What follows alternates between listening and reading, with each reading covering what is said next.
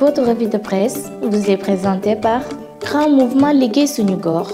C4 Shop, Mac Info Service, Visual Film Studio, Integral Groups, Line Image. Alaaji Ahmed Aidara. Bismillah, gouvernement bu bees bi day léegi ñu taxaw de termine yéene kaay ne en tout cas Macky Sall ma nga ak listam ba de maa la ko wax te président Macky Sall day waaw la mu bëgg nag fi mu nekk nii li ko téye daal mooy defar nag wàllum combinaison yi lée kii kan lay àndal ke fan lay toog waaw bu ko defee nag Macky Sall kon dana mën a régler ñaari mbir nag laa la wax benn mooy Ndakaaru njaay jël Joob ak banlieue mbële waaye tamit élection yi nga xam ne kon maanaam ñi ngi dikk yëpp bokk na ca nag wàllum élection locale ya dégg nga loolu de critique yéene kaay ne boo sàggane day ñetteelu aja ngi ni lée di waaj a dik tribune yéene kaay ne ko may ma yeggali dama ne la gis nga gouvernement Macky Sall bu bees bi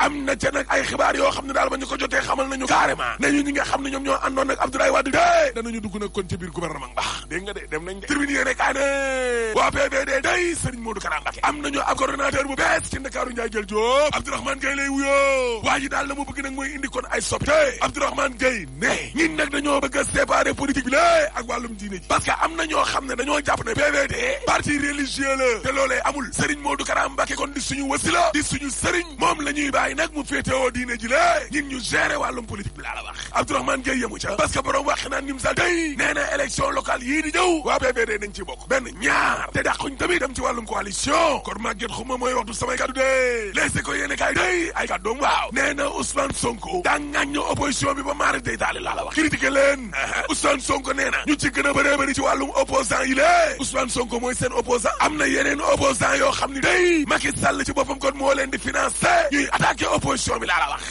waaw évidence yéene kaay ne waaye moom Ousmane Sonko tamit day daal dinay songo Bougane Gueye Dany laa la wax maara day taali moo tax gars yi attaqué ko tribune yéene kaay ne waaye Ousmane Sonko daal xam naa ni bu songee Bougane mi lée waaw mais loolu du fi lu bees parce que Ousmane Sonko nag li ko neexul mooy ñetti fan yi nga xam ne njiital gëm sa bopp def na ko ca banlieue bale aca Ndar waaw daal di dibili ne kon sinistre yéeni kaayu dee média gi ne Ousmane Sonko nag ku nekk war a attaqué Bougane ba mu des moom waaw parce que gis nga télé bi di sëdi bi bu ñu ko tëjee 31 décembre bii di ñëw di lee mais Ousmane Sonko bokk na ca la tax ñu tëj télé bi laaste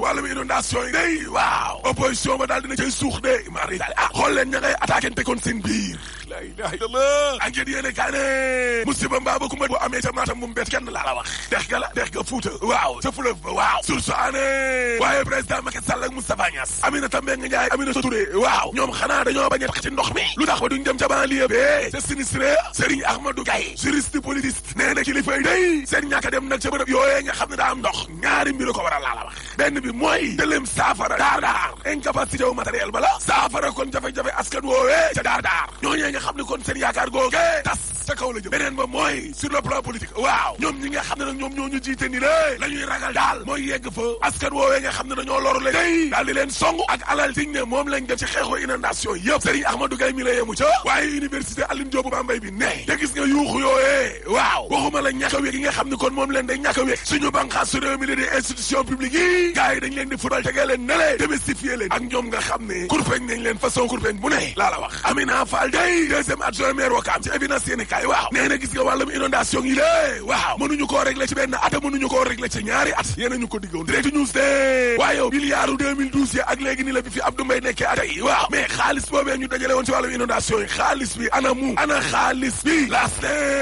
déggoo leen ma de inondation opposition bi suux na ca biir de gaa ñaa ngay attaquante seen biir de Ousmane Sonko day waaw nee na gis nga ñaar fukki milliards ak benn day la ñu jaglele woon Ziguinchor benn projet boo xam ne juróomi milliards boo xam ni pareegul ba léegi ni lée moom de lañ ci defaragum Babacar Diop FDS ci Vox Populi waaw nee na gis nga inondation ñi lée am na yenn ci askan wi day ndox yi toroxal nañ leen ba maara day taali laa la wax waaye nag am na ca ñenn ñoo xam ne ci inondation yi lée la ñuy amee xaalis maara day taali Babacar Diop ne lii gàcce la ngay xool sa président de la république di làqatu ci ginnaaw ay changement climatique waaye opposition bi tam lu ñu leen waxal ñooma problème bi lée benn parti gi ñoom la de maara day taali Babacar Diop ne ñetti coup d'état moo am coup d'état militaire coup d'état constitutionnel ak coup d'état électoral terminé yéene kaa ne waaye Ousmane Sonko mi lée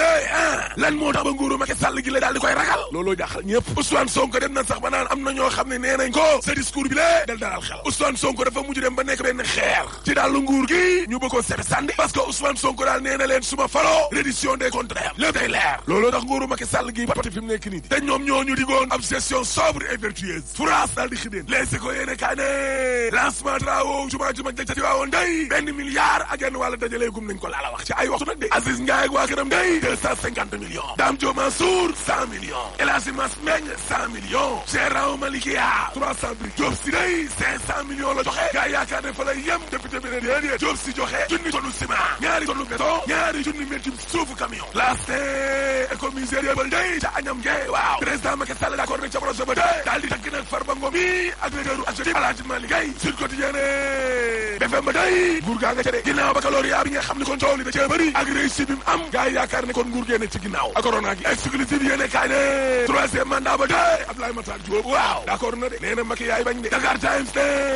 en tout cas yori nu Macky Sall bi la day sénégalais d'accord ci de am njàngat loo xam ne daal cabinet galu ak l'OCDE ñoo ko def téeméer boo jël juróom-ñett fukk ak benn di 81% sénégalais yi la kontaan nañ ci yori nu Macky gi de Le Quotidien yéene kaay ne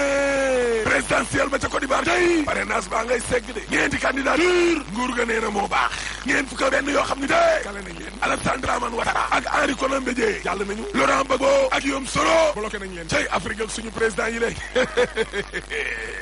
nañuy dàqee di kale waaye ak lu ñu kale